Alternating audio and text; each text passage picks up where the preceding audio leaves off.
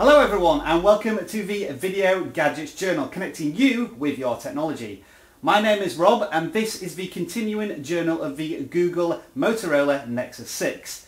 Now today I can't show you the device because I am actually using it to film this current piece. And what we're going to look at today is a few camera shots using the device.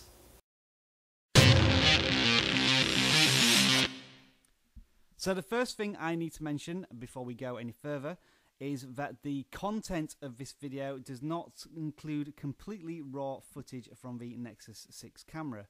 I have had to put these pictures and the video at the beginning of this journal into a video editor, which has then re-rendered the whole thing into a 720p video. So just to be clear on that point. But I do hope that these pictures give you a general idea of what the quality of the Nexus 6 camera is like. Just to point out, the video that I shot at the beginning of this journal was done in 1080p.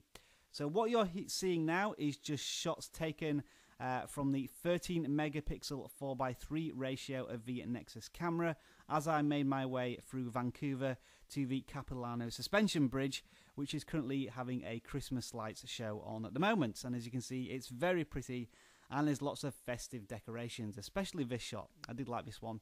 And I did try and use it as a wallpaper background, but it was a bit too colourful and I lost all my icons on the screen.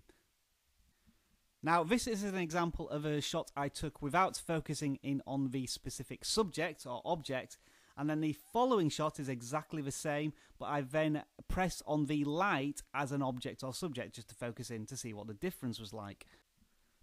Now, I must confess that I'm not a camera enthusiast, so I can only describe the Nexus 6 camera in amateur terms, in the sense that I only take a picture with my mobile phone when I see something of interest, and I don't particularly try and set it up in any particular way to get the best capture. So for me, it's all about how the automatic features of a camera are, and the Nexus 6 seems to be adequate. It takes the picture fairly quickly, unless you're doing it in HDR mode, where it does take a little bit longer, but for a HDR mode it's quite quick, and we'll have some HDR shots towards the end of the video as we're scrolling through the pictures. As you can see, the light catcher isn't that fantastic on certain shots, but I think it was a difficult terrain and environment for a mobile phone camera to get really good shots. This is the Capilano Suspension Bridge, by the way, and it is a little scary. Again, this is another example of where I'm taking shots with a focus or non-focus, and you can see how the lighting has changed that a little bit. And now we're actually going to be looking at some HDR shots. So the HDR shots is where there's a little bit more light capture, and then when it's darker, the normal camera was on but without the flash.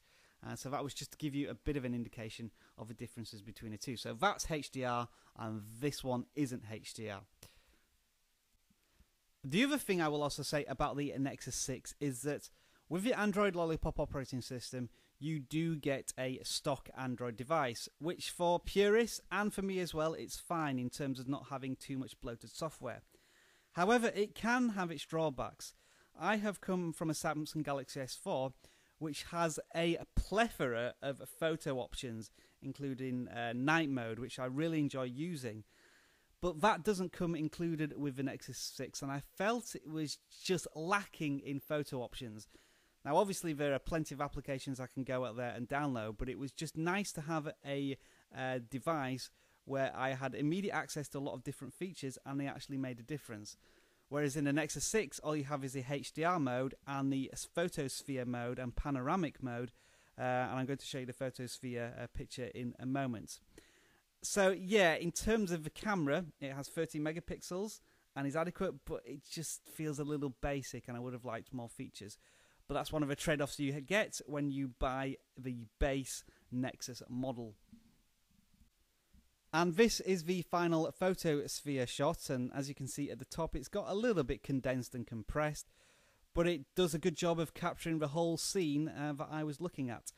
So that is the Capilano Suspension Bridge in Vancouver. If you ever visit the city, I do recommend going to it. It is a fantastic place to visit, and a little scary if you do suffer from vertigo, which I do.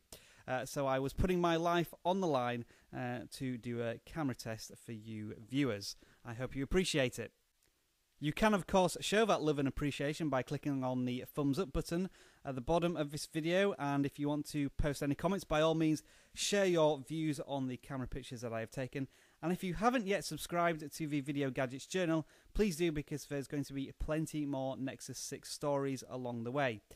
Just one final thing to point out. When I plugged the Nexus 6 into the computer, it had no problems detecting the right device, and I was able to transfer the files over to the computer with no problems whatsoever, which was in contrast to the Nexus 9, which seemed to pick up the wrong drivers. Anyway, that's all from me in this edition of the Nexus 6 Journal. You've been watching the Video Gadgets Journal, and I hope you found this video informing, intriguing, and entertaining. See you in the next one.